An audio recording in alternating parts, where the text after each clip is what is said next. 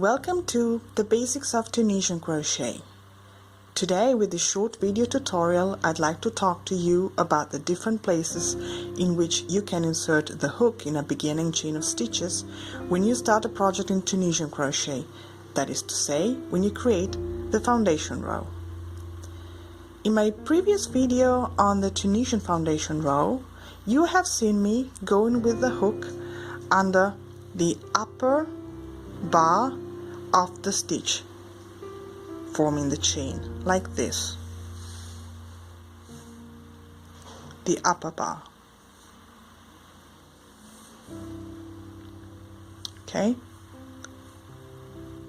this method is very common because it is easy, it is quick, it is intuitive. It works perfectly, actually. Another possibility is to go with the hook over the lower bar of the stitch. If this is the upper bar, this is the lower, like this. Okay?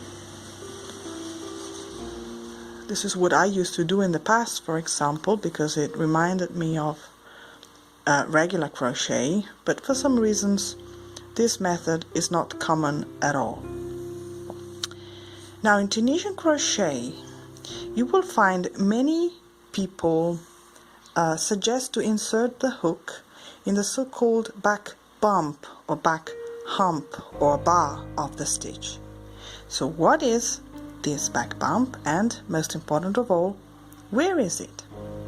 Now if you analyze the chain more closely, you will see that each stitch is formed by 3 strands of yarn, 2 on front, 1, 2, 1, 2, forming these small horizontal V's, okay, and 1 on the back, which is the back of these small horizontal V's in a way. These ones, can you see them? Yes, and yes, you guess it, this back bar is exactly the one we are looking for. It's the back bump. So what we need to do is, first of all, to recognize it. And in order to recognize it, I find it very useful to keep the chain like this. Okay. These are the back bumps. Can you see them?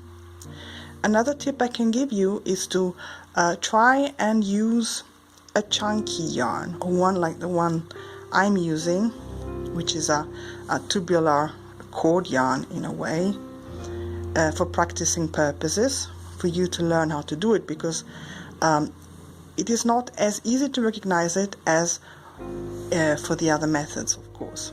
So what I do is to turn the chain like this and go with the hook under it. So the first one is the most complicated one usually. Then yarn over and pull the yarn through and up on the hook like this. The other one is right here. So again, we insert the hook and bring the loop on the hook like this. The other one, can you see it? It's right here.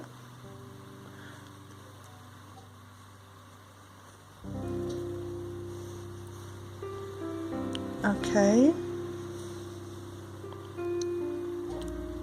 And 1, 2, 3, 4 back bumps still left to crochet, to recognize. There you have it. As you see, the movement is not as easy and fluid as the one I showed you previously. So there you go.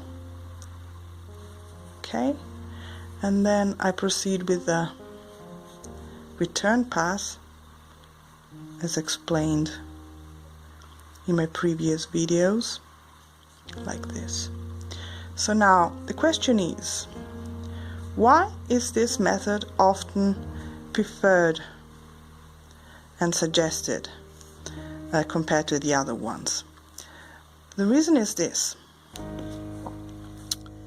I prepared a sample in the same yarn where I used the other method, the one of the upper bar of the stitch. So if you can see the differences,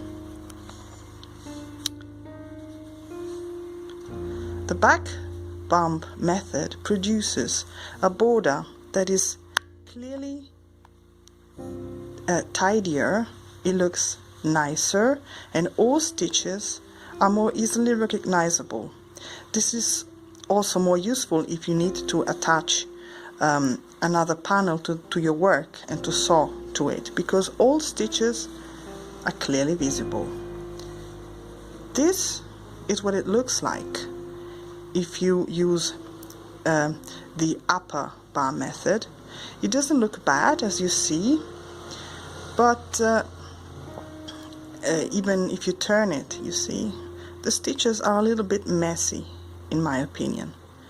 So this is the main reason why the back bump method is often preferred. But of course you can choose any method you wish for your works.